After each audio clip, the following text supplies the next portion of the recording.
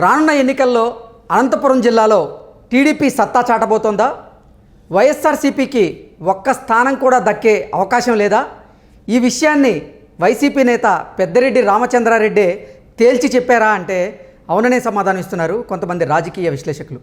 ఇక ఇదే అంశానికి సంబంధించి మనతో మాట్లాడేందుకు ప్రముఖ సీనియర్ జర్నలిస్ట్ డివిఎస్ గారు మనతో ఉన్నారు. సార్తో మాట్లాడు. సార్ నమస్తే అండి. నమస్తే సార్, రానున్న ఎన్నికల్లో అనంతపురంలో టీడీపీ హవా కొనసాగించబోతోంది, సత్తా చాటబోతోంది అని వైసీపీకి ఒక్క స్థానం కూడా వచ్చే అవకాశం లేదంటూ పెద్దిరెడ్డి రామచంద్రారెడ్డి ఆయన సన్నిహితులతో చెప్తున్నట్లుగా కూడా ఒక వార్త ఇప్పుడు సోషల్ మీడియాలో చక్కర్లు కొడుతూ ఉంది. అనంతపురం ఇన్ఛార్జి ఇప్పుడు పెద్దిరెడ్డి రామచంద్రారెడ్డి గతంలో ఇక్కడ అసలు వైసీపీ పార్టీయే లేదు, ఏదో ఒక స్థానం 2 స్థానాలు గెలిచే అవకాశం ఉండేది, ఇప్పుడు ఏదో కొంచెం మార్పులు చేర్పులు చేసిన తర్వాత కొంచెం గెలవడానికన్నా అవకాశం ఉందన్నట్లుగా కూడా ఆయన సన్నిహితులతో చెప్తున్నట్లుగా ఒక వార్త బయటకు వచ్చింది. సార్ ఏంటి ఆ వార్తలో వాస్తవం ఉందా సార్? పెద్దిరెడ్డి రామచంద్రారెడ్డి చెప్పిన మాటల ప్రకారం అనంతపురం అనేది మొదటి నుంచి తెలుగుదేశం కంచుకోట. మొన్న ఎన్నికల్లోనే జగన్మోహన్ రెడ్డి హవా, అవును, ఏది 2 సీట్లు వచ్చాయి అనంతపురంలో తెలుగుదేశానికి. వీళ్ళిద్దరే గెలిచారు. ఉరవకొండ నుంచి పయ్యవల కేశవ్, హిందూపురం నుంచి బాలకృష్ణ, నందమూరి బాలకృష్ణ. మొత్తం వైసీపీఏ గెలిచినప్పుడు మరి పెద్దిరెడ్డి రామచంద్రారెడ్డి అంత అద్భుతమైనటువంటి గెలుపు ప్రజలు ఇచ్చినప్పుడు ఎంత ధీమాగా ఉండాలి. ఆ ధీమా ఏమైంది? మొత్తం మేమే స్వీప్ చేస్తామని చెప్పాల్సినటువంటి వ్యక్తి ఈ సన్నాయి నొక్కులు ఎందుకు నొక్కటం? ఇప్పుడు పోయినసారి 2 అన్నా ఇచ్చాం తెలుగుదేశంకి, ఈసారి ఆ 2 కూడా ఇచ్చే ప్రసక్తే లేదు. టోటల్ స్వీప్ అనాలి కదా. అలాంటి ధీమా, అలాంటి ఇది పోయిందంటే కారణం ఇదే స్వయంకృత అపరాధాలు. ఏది ఇచ్చినటువంటి అవకాశాన్ని దుర్వినియోగం చేసుకున్నారు. 151 సీట్లతో గెలిపిస్తే ఇవాళ 15 సీట్లు కూడా వచ్చే పరిస్థితి లేదంటే ఈ పతనానికి కారణం ఎవరు? మీరు కదా, మీరు స్వయంకృతం కదా చేసుకున్నారు. చేసుకున్నందుకు ఇక అనుభవించడమే అన్నమాట. ఇప్పుడు కుప్పంలో పెద్దిరెడ్డి వెళ్ళి కుంపు పెట్టాడు. చంద్రబాబు అక్కడ ఎట్టి పరిస్థితుల్లో గెలవడానికి లేదు ఈసారి. చంద్రబాబు మెజారిటీ వల్లే అక్కడ పార్లమెంట్ కొడుతుంది తెలుగుదేశం, కాబట్టి ఆ మెజారిటీకే గండి కొట్టాలి. అక్కడ అసెంబ్లీ గెలవడానికి వీల్లేదు, అసలు ఆయన సభలోకి రావడానికి వీల్లేదని పాపం నానా కట్టెలు పెట్టారు ఎక్కడ కుప్పంలో. ఏమీ వర్కౌట్ కాకపోగా అసలు రేపు ఆయనకి 1,00,000 మెజారిటీ వచ్చేటట్టుగా వాళ్ళు టాస్క్ పెట్టుకున్నారు తెలుగుదేశం పార్టీ. ఎప్పుడు చూసినా ఆయనకు 60,000 తక్కువ వచ్చినా 40,000 మెజారిటీ వచ్చేది కుప్పంలో. వరుస పెట్టి 7 సార్లు గెలిచినాడు చంద్రబాబు. అలాంటిది ఇప్పుడు ఏం చేశారు? ఆయన్ని అరెస్ట్ చేశారు, జైల్లో పెట్టారు 53 రోజులు. కుప్పం ప్రజలంతా రగిలిపోతున్నారు. వాళ్ళ నాయకుడిని మరి ఇన్నిసార్లు గెలిపించి ఇన్ని ముఖ్యమంత్రులు చేసినటువంటి వాళ్ళ శాసనసభ్యుడిని జైల్లో పెడితే ఇక అక్కడి నుంచి సర్దుకొచ్చాడు ఎవరు? పెద్దిరెడ్డి. కుప్పం నుంచి ఖాళీ చేశాడనమాట. ఎక్కడికి వచ్చాడు ఇప్పుడు? హిందూపురంకి వచ్చాడు. అంటే బావ దగ్గర గెలికేసిందంత గెలికాను, బావమరి దగ్గర గెలుకుదామని చేరాడు. ఇది బాలకృష్ణతో పెట్టుకుంటే ఎట్లుంటుంది? మంట పుట్టుద్ది అనమాట. అనవసరంగా కొరివితో తలగోకోవటం అవుతుంది. ఏది హిందూపురం అంటే అది హిందూపురం కాదు, అది నందమూరిపురం అంటారు. అది ఎన్టీ రామారావు నియోజకవర్గం కదా. అక్కడ ఏంటంటే అసలు వాళ్ళు భక్తులు. ఏది రామారావుకి అసలు ఇంతవరకు హిందూపురంలో ఇంకో పార్టీ గెలవాల. ఇన్ని టర్మ్స్ 10-11 ఎలక్షన్లో తెలుగుదేశం పుట్టిన తర్వాత ఒకసారి హరికృష్ణ వీళ్ళెవరో గెలుచుంటారు. ఇప్పుడు వరుస పెట్టి బాలకృష్ణ గెలుస్తున్నాడు. ఆయన్ని ఓడించటం పెద్దిరెడ్డి తరం అవుతుందా? అసలు మనం అనుకుందాం. అది మీరు ఎత్తుకునేది కూడా ఎలాంటి ఎత్తుకోవాలి? చెయ్యగలిగినవి ఎత్తుకోవాలి తప్ప, మొయ్యగలిగినవి ఎత్తుకోవాలి తప్ప. కుప్పంలో చంద్రబాబును ఓడిస్తా, హిందూపురంలో బాలకృష్ణ ఓడిస్తా. అసలు నీ సంగతి నువ్వు చూసుకో, నువ్వు గెలిస్తే చాలు కదా. ముందు ఏదైనా సరే పెరగకూడనంత పెరిగితే ఆ అంగం తెగ అవతలపడుతుంది. ఇది పరిణామవాదం. డార్విన్ చెప్పినా ఎవరు చెప్పినా అదే అన్నమాట. ఇప్పుడు మరీ అంత ఎక్కువ పెరగకూడదు. ఇప్పుడు 151 సీట్లకు పెరిగింది, పెరగకూడనంతా పెరిగింది కాబట్టి ప్రజలు ఇప్పుడు కత్తిరేయటానికి సిద్ధంగా ఉన్నారు. ఒక అనంతపురం కాదు నేను అనేది, ఇప్పుడు రాయలసీమ మొత్తం ఈ 5 ఏళ్లలో ఏం చేశారు? ఇప్పుడు నిన్న మొత్తం 52 అసెంబ్లీ నియోజకవర్గాలకు గాను 49 స్థానాలు కట్టబెట్టారు వైఎస్ఆర్సీపీ గతంలో. 49 సీట్లలో వైసీపీని గెలిపిస్తే ఎన్ని వేల కోట్లతో అక్కడ ప్రాజెక్టులు కట్టాలి, ఎన్ని వేల కోట్లతో అక్కడ రోడ్లు వేయాలి, ఎన్ని లక్షల ఇళ్ళు అక్కడ కట్టాలి పేదలకి. నీకు ఇంత మెజారిటీ ప్రజలు అందుకే కదా నిన్ను గెలిపించింది. నువ్వేదో ఊడబీకుతావు పగలదీస్తావు అని చెప్పి నీకు ఇంత మెజారిటీ కట్టబెడితే ఇవాళ సీమద్రోహి అనే చెడ్డ పేరు తెచ్చుకోవాలా? మీ తండ్రి రాజశేఖర్ రెడ్డి ఇలా చేశాడా? ఇదే జగన్మోహన్ రెడ్డి పాదయాత్ర చేస్తూ ప్రతిపక్ష నాయకుడిగా ఉన్నప్పుడు ఆ ఓదార్పు యాత్ర వాటన్నిటిలో ఏమని ప్రచారంలో తిట్టేవాడంటే, మా నాన్న రాజశేఖర్ రెడ్డి హంద్రీ నీవాకి 4,000 కోట్లు ఖర్చు పెట్టాడు, నువ్వెంత ఖర్చు పెట్టావు చంద్రబాబు? మా నాన్న గాలేరు నగర్కి ఇంత ఖర్చు పెట్టాడు, నువ్వెంత ఖర్చు పెట్టావు చంద్రబాబు అంట.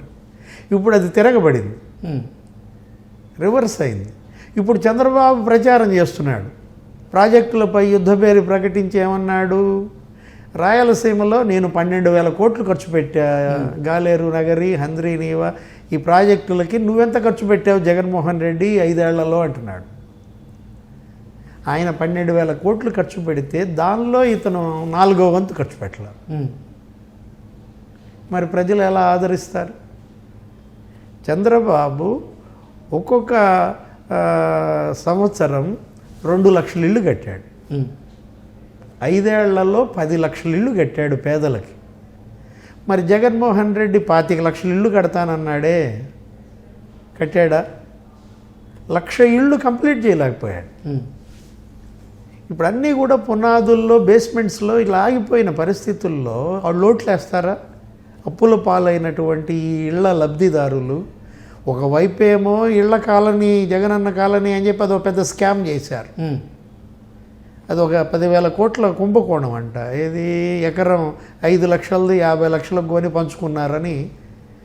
ప్రజలు దేన్నైనా సహిస్తారు కానీ ఇలా వాళ్ళ సొమ్మును గనక మింగేస్తే సహించరు అవినీతిని. ఈ పరిస్థితుల్లో ఆయన ఏ విధంగా మరి నాకు రాయలసీమ మొత్తం సాగిల పడుతుంది, నన్నే మళ్ళా గెలిపిస్తుందని ఎలా అనుకుంటారు? అనంతపురంకి వచ్చేసరికి కియా ఫ్యాక్టరీ తెచ్చాడు చంద్రబాబు. నువ్వు కియాని మించిన దాన్ని తీసుకురావాల్సింది, తెచ్చావా? 20,000 కోట్లతో మరి ఆక్సిలరీ ఇండస్ట్రీస్ వచ్చేవి, వాటన్నిటినీ నువ్వు వెళ్ళగొట్టావు. కియా ఆక్సిలరీ ఇండస్ట్రీస్ అన్నీ కర్ణాటక పారిపోయినాయి.